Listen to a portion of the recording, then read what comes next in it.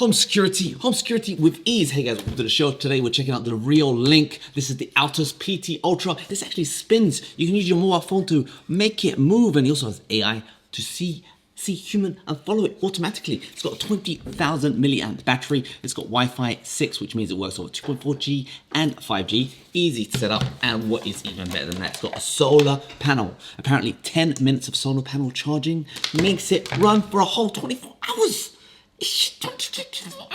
It's crazy battery life. I've been doing some tests. Let's just start the show and open it up.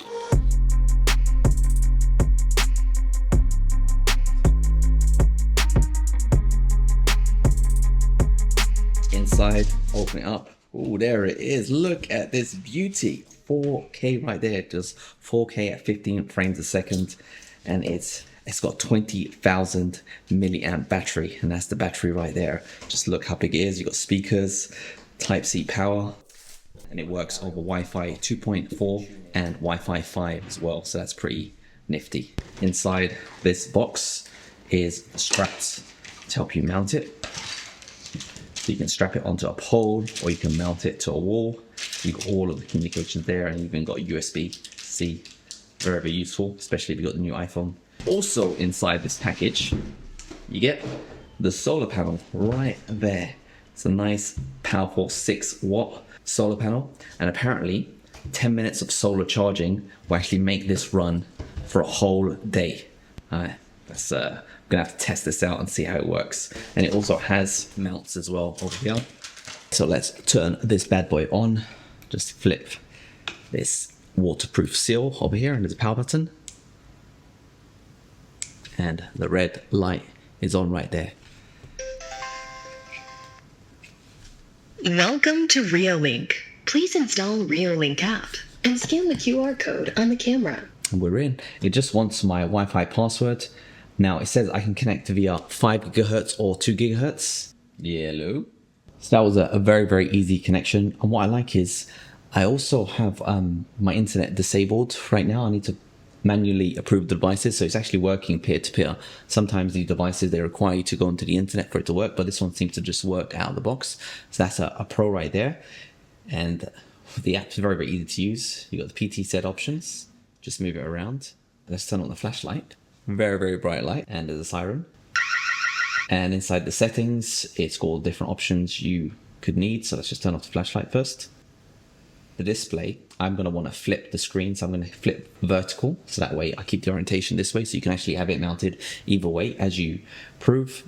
The stream, you have 4K 15 frames a second. It's got a PIR motion sensor, and you can set the sensitivity, so you can have it oversensitive to record as much as possible. You can undersensitive, by default 80, and it's got a detection alarm option, so you can choose also the sensitivity and the size, and something it's called auto tracking. So it's going to actually move the PTZ if it finds an object that it wants to track.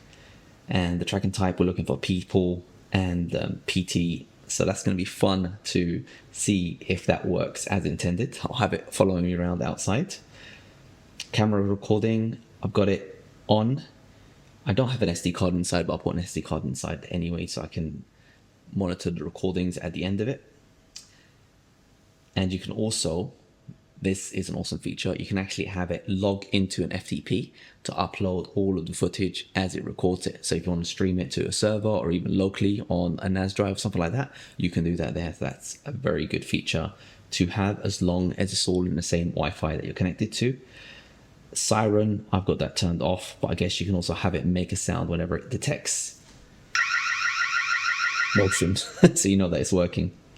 And that's pretty much it. Very, very easy. Oh, and this is actually a really good feature. I've been waiting for people to start introducing this feature into security devices, and that is, look at that, file encryption right there. So the SD card is in the camera. Most times, like in dash cams and all that stuff, it just records the footage directly onto the SD card. But now with file encryption, you can actually have the footage be recorded encrypted. So if someone does steal your SD card, they don't necessarily steal your video footage. So I'll put an SD card inside. I've even plugged in a solar panel right there. Got a little bit of charge going on. And inside the app, you can see in the settings, it does say it is charging. Let's go to that sun, 49%. And it's charging away. I've also got it set up to do a nice little time lapse so we can see if there's any ducks that try to invade my pool.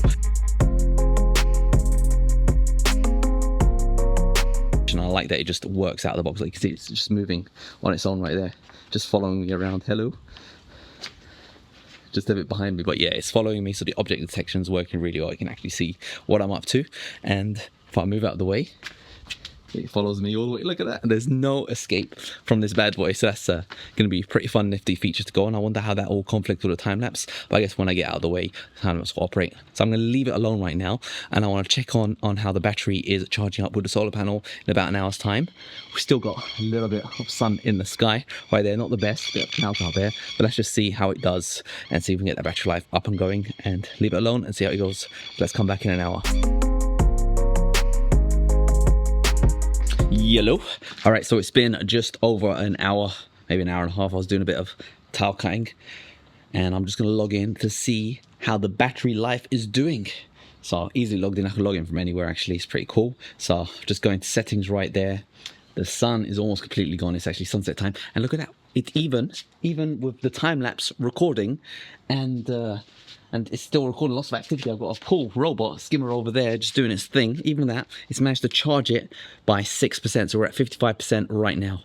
So I'm confident that I can pretty much just leave this guy bopping away. If I had the whole day to charge it, it should pretty much run for a long time. So I'm happy with that. Good job. So it's officially nighttime now. It's around 7:30 p.m. The camera is still recording right there.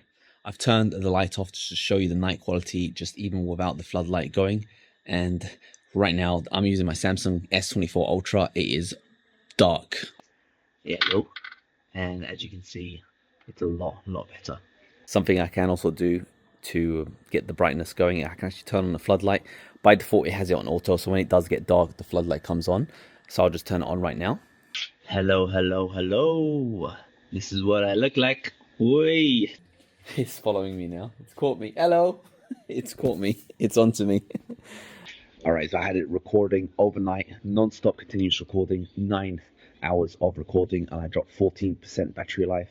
So that means I was losing around 1.5% an hour, which means I could probably record for around 3 days on a full battery, just non-stop recording. Neat. Hey, what do you think? I'm vlogging. Yo. So overall, got to say, very easy camera to set up. I love that you can encrypt your SD card footage. It's got such a long battery life. It's got a solar panel, just plug in right there. It's got movement that is hella cool. The quality of the audio recording was actually pretty good, and the nighttime quality you can actually see in the dark compared to my phone. My phone's footage, this Samsung S24 Ultra, and the quality is horrendous compared to this night footage.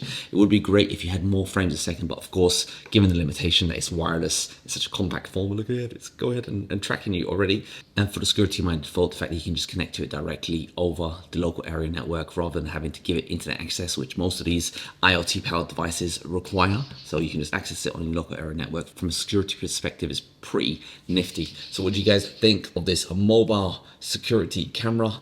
20,000 milliamp battery life, wireless connection. It's actually Wi-Fi 6, so it operates over 2.4G and 5 gigahertz. No longer do you need your IoT devices to be forced on 2.4 gigahertz. It's got a lot of innovation right there. Let me know what you guys think. Hope you guys found this video useful and enjoyed the show.